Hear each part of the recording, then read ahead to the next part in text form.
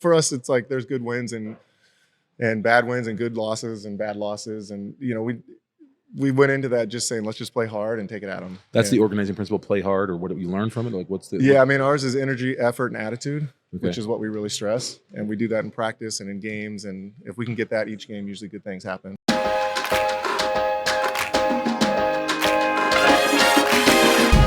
So we're just going to jump right into it. So that game in there, incredibly exciting. We're here at the Beach Bonanza, Miracosta High School, 2023, Thanksgiving weekend. I'm talking to coach, father, visionary basketball mind. Tell me, Jeff, when you're in the last seconds of that game, what are you thinking? How are you approaching that? I know you've been in a couple of tight ones before, but how are you approaching that specific game? We called a timeout to specifically work on defense and get a stop. And of course, we gave up a layup after the timeout. But I did tell them, I said, hey, if they score, we're going. How do you adjust to that? You call a play for defense, they give up a layup. Are you adjusting on the sideline? Do you want to call another timeout? Do you feel like we've already discussed this? You trust what they've done in practice? Like how do you manage your emotions in that way? Yeah. So after the score, I mean, I think it happened so fast because there was only 6 or 7 seconds on the clock. Yeah. But yeah, I told Adam, like, we got to get that out of bounds play because it was a good play. Yeah, it was great. He got a wide open layup. So that's interesting. So you're going to absorb what's useful, even if it's the other team using something against you. I know Adam and I have become friends over the last year or so. Yeah. And being that Adam, the other coach, yeah. Being that he's from Fresno and we won't see each other again, most likely. Yeah.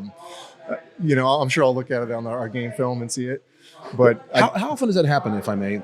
Where you see something from a coach, you acknowledge that's a really good play, you borrow it, you use it, you use their moves against them. I mean, that seems like a pretty tactically sound idea, but I do it a lot in college. Okay. I watch a ton of games, college games. And you're borrowing moves from that. You're taking if it fits in with us. Sure. Yeah. So what does that mean? Like you fitting in with the culture, you have a particular style of play, I know. Yeah, I mean, we typically play 4 guards. Which is a somewhat atypical structure. Yeah. Fortunately, one of our guards this year is pretty big, so she can handle the ball. It's Juju, who ended up, I think, with 30 tonight or 29. Incredible game. Talk about the game. Like you were playing against who, just for people who aren't here or in Southern California and know these people and these names. So who are you? Yeah, so Juju O'Brien, she's a 4-year starter for us. Okay. So she's been on the team for 4 years. She's actually a top 10 softball player in the country. Oh, wow. Has had some offers for basketball, but had offers from everywhere pretty much in the country for softball. So how do you, when you have a 2-sport athlete, minimum, a great athlete who's at least playing 2 sports at a very, very high level, getting offers, how do you balance that out? How do you even entice her to come play with you? She first loves basketball. Okay. So, I mean, that's one thing. They have to love both sports for sure. And we actually have 2 players, Hayden, who's one of our point guards, and she's also been on the team for 4 years as a volleyball player. For people who are just listening, you lifted your hand up because and pointed to right off camera because you have a cadre of folks on the backside. You have an army full of players and your daughter's here and other fans, super fans, people taking photos who are cheering you on. Say hi, everybody. Yeah, okay, there you go. Yeah, so Hayden is actually, our volleyball team is the #1 ranked team in the country this year. And she was the setter on it, and she committed for volleyball. So we just got her back about a week ago. So you have a world-class or an all-American level volleyball player, all-American level softball player, in addition to everything else. In addition to everything else. So how are they even able to do those 2 sports? How do you balance that out? It's tough. Juju is the fact that her softball season is after basketball. It's a little easier for us, so she's definitely in the mix. Yeah. They have to adjust more to you than you do them. Yeah, Hayden, we don't get her. Like I said, we lose her for probably 3 or 4 months at the beginning of the season, so that's a little tougher. But that happens. So how do you bring her back in? How do you metabolize her back into the system? And the chemistry is something, and then it becomes something different. Yeah, I mean, the fact that she's been here 4 years, she picks it up pretty quickly. Yeah. But the rest of the team, how do they absorb it? And they've all played with her, so it is tough. I mean, it'll probably take her a month to get in basketball shape and get her back in. And we're bringing her off the bench right now just to get her slowly. We needed her a little more today just for the ball handling, but we've got a phenomenal freshman point guard as well. So you're Kylie Yee. So we're in good hands right now. So we talked to Kylie yesterday. She was bummed out. You guys had a tough game yesterday, but what an incredibly poised young woman. She's way beyond her age. Yeah. I think she just turned 14. Wow. And she's playing incredible. Handles left and right, can distribute the ball. We're just trying to get her to shoot more right now. which is wild to think about. Please shoot more, not less. Anyone that knows me, if you pass up wide open shots, we're taking you out. So it's say that again. If someone passes up a wide open shot on our team, they're coming out. Yeah, like we want to fire the ball up. We want to shoot threes. We want to run. Yesterday was tough against Mater Dei, who I told Coach Kevin today from Mater Dei, I thought we played UCLA, not Mater Dei yesterday. They were incredible yesterday. It's incredible. And I think they're, one of the best teams in the country. Yep. But for us, we wanted that in the first game so we can learn what to work on. Okay, that's the thing. You have these world-class athletes. You want to play against the best competition. Iron sharpens iron kind of deal? Definitely. Yeah. And to see what we need to work on, which is obviously our press break. Okay. But you got better from yesterday to today. We did. And we had a shoot around this morning and a walkthrough to go over it. I think our girls were a little intimidated yesterday. It was early in the season. And I think nerves played a big part in it. Do you think you'll run into them again? I doubt it, because they'll be definitely an open team. Yep. And we're not there right now. But talk to me about what the open team means for people who aren't in Southern California, don't know about CIF, open teams, et cetera. Yeah, so in the CIF, there's, I think, 6 divisions in basketball. Typically, every year, they take the top 8 and put them in an open division, which means are the top 8 teams in CIF.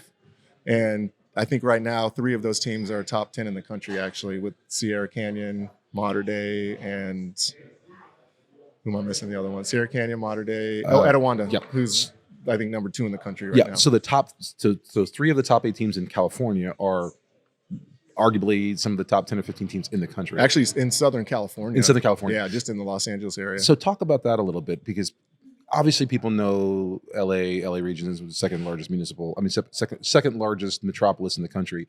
But from a basketball point of view, the density of talent here is extraordinary. It's unbelievable. And you can even look during the club season. I think, Nike EYBL has 3 teams. Yeah. I think Under Armour has 1 or 2 teams. Adidas has a team, and that's all just in really the Los Angeles area. And those teams travel nationally. Nationally. They're the national teams. So, when those teams go play, it's usually the top team from maybe 2 or 3 states they're pulling from. That's incredible. So it is incredible. And this is just to make a clear point. They're just playing from Southern California, from just the greater Los Angeles County area, more or less. Yeah. So that makes your job. It's not like you're coaching out in Podunk, Indiana. I can say that because I am from Podunk, Indiana. You're coaching against some of the best players in the country. Some who will go into play, a lot of who will go into play D1, but some who will go into play pro ball. Yeah, I think they said Mater Dei has 8 Division I players now. That's who you played yesterday. Yes. Obviously, different grades. Yeah, of course. But they're incredible, and they're very well coached. So you can be forgiven if you're a little intimidated walking into that kind of game. Yeah. For us, it's like there's good wins and bad wins, and good losses and bad losses, and we went into that just saying let's just play hard and take it at them. That's the organizing principle: play hard, or what you learn from it. Like what's the? Yeah, ours is energy, effort, and attitude, which is what we really stress, and we do that in practice and in games, and if we can get that each game, usually good things happen. Yeah. So getting back to this idea of chemistry and bringing someone on who's been playing another sport, you talked a little bit about, not to get too granular, but talked a little bit about her needing to get into the basketball shape, but she's a world-class volleyball player, so she's got hops. Yeah, it's a different conditioning as far as cardio goes. She's running up and down the court so much versus super fast switch. So is there a combination of slow and fast switch? Yeah, and our first game last week, we had a warm-up game to this, and after a couple minutes, she said, "I'm dead. My legs are dead." So we're getting her in, and we're working hard in practices, and it usually takes about a month. Yeah. So we've got a couple weeks left to get her in shape. How do you maintain the good energy around your team that's been practicing together for months and someone new coming in, even though they've worked with her before? Yeah, for us, we're public school. Yep. So we don't recruit. We pull from one middle school. So most of these kids have either gone to elementary school together, go to middle school together. So they're friends off the court. They've known each other forever. They know how to play with each other. So it's not as difficult. So, but an ostensibly disadvantageous thing, which is you're not able to pull from many different schools or recruit from all over, actually can work out to your advantage if you know that those kids have trust, chemistry, love for each other, those kind of things. Yes, definitely. And I tell our team, we had a team 3 years ago that was definitely not the most talented, but they literally loved each other. Yeah. And we went on to the CIF finals and state semifinals and just 3 years ago? Yeah, it was 2020. And they just gelled. And so we use that team as an example of just playing hard and rooting for each other. And whether one person scores 20 and another's, we actually have a team bench captain on our team. What does that mean? To just keep the bench going, keep them loud, keep everyone positive. And so, I mean, on our team, everyone's, has an important role. Yeah. So talk about that. So 3 years ago, do you have any other players on that team that are on this team now? No. They all graduated. They're all graduated, yeah. 3 years ago was Coach Lapham's second to last year? It was, yeah. So let's talk a little bit about that. Coach Lapham, you worked with him for 10 years before, 8 years before. He passed away due to cancer complications. Yeah, Cancer. So Coach John, he was an incredible influence on all of us. Yeah. He actually was battling cancer for 3 years, bone marrow cancer. While he was battling cancer, he got in he was an avid cyclist, got in a bicycle injury and was paralyzed from the waist down. Okay. And was in the hospital for 10 months, had plans to get back home. He was at a hospital in Colorado and the cancer came back and we lost him.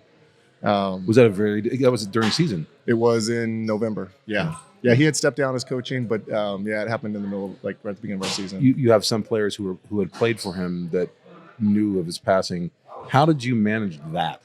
It was tough. It was emotional and tough. I mean, for you as well. Yeah, I mean, we had coached in so many tough games together for 10 plus years, and even prior to that, I coached some of his son and some of his son's friends, and we've been friends for probably 25 years here in the neighborhood. Losing him was losing a very good friend and a big influence on the program. That's amazing. And it was emotional. So we had put patches on our jerseys and played for him all last year. So you coached Coach Lapham's kids? His son. His son. Yeah. And you knew him around the neighborhood. It's such an interesting thing, like a little parochial, it's like a small town Midwestern vibe, but in one of the largest cities in the world. It is. I mean, Manhattan Beach is a great town. Whoever's been here, it's a very avid sports town. Yeah. There's one high school, which is Maricosta. There's one middle school, and there's 5 elementary schools. And we do lose a lot of kids to private schools, but the ones that stay here, we always pitch Maricosta as basically a free private school. Because it really is, we have the support of the community. We've got incredible academics. You just built a new sports complex too. Yeah, the city actually passed a bond in 2016 that was close to, I think, 140 million. So I think 40 to 50 million of that went to build this sports complex, and the rest of it went to upgrade all the schools in the district. What was the thought process behind building the sports complex? It will keep a lot of talent here and families. You guys have an incredible booster program. Yeah, and it's, the city voted on it. So the city voted, and they had to get 75% of the vote. Yep. So we actually, as coaches at the school and all the athletes, definitely petitioned for it. Yeah. And I think it's more of like something the community to be proud of.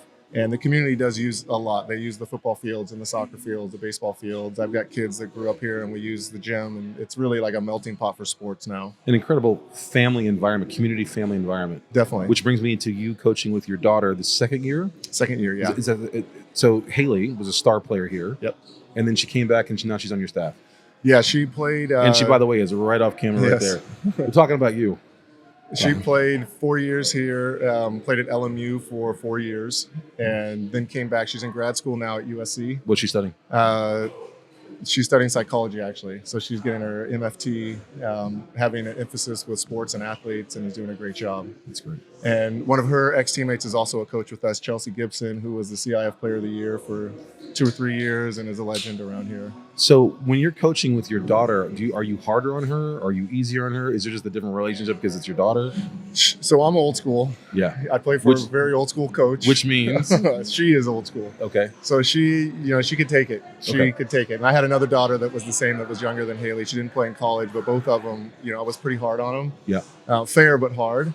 And they love that, and I think thrive from it. It's a little nerve-wracking because you're always wanting your child to do well with the pressure along with the team. But we loved it, and her and her sister got to play for 1 year together, which was fun. How was that? Watching that happen, watch them play together. It was one of those years where you just didn't want it to end. Yeah, magical. Yeah, it was fun. As a father, it was great. And they're I assume they're ostensibly using some of the things you taught them over the years. You helped develop. Yeah, I mean, we worked out like crazy together.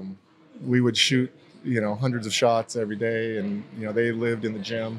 Was there a lot of pressure being coach's kid to play basketball, to succeed at basketball, to excel at basketball? You could probably ask her that, but I think we're definitely a basketball family. But they did play other sports. Yeah. I mean, they played soccer, they played My other daughter was a gymnast, but just gravitated towards basketball. I think it's hard not to in our family. Got it. So she's your assistant coach? She is, and I would say it's a co-head coach, but assistant coach, yeah, associate head coach. Does she have aspirations to go on and coach beyond, or is she grad school and she's going to steer that her course off basketball? I don't think she does, but who knows if that changes over time. Yeah. But I think she's just enjoying what she's doing now and being able to do both. Let's talk about this year, your second game. Mm-hmm. You're feeling pretty good about things. What's the rest of your year look like? You have this 4-guard set that's pretty incredible. Are you optimistic about where you guys land? Is it a rebuilding year, or is it what are we talking about? No, I mean, I go into every year with the same intentions and same goals that, it's what we have, we're going to get after it. Yeah. And, it's while we don't control who comes in, I don't want to ever look at it as a rebuilding year. Yeah. We work year round, we train the kids a lot. So we're every year our ambitions are to win our Bay League and, to make a good run in CIF. That's great. I wish you so much luck. I thank you so much for stopping by at a very busy time. This is a beautiful place. You are the co-king of this incredible domain. What you built here is fantastic, and I wish you well this weekend. I appreciate it. Thank you for your coverage for girl sports. Yeah, we love it. It's wonderful. Yeah, wonderful. My pleasure. Thanks. Thanks. That was great, man.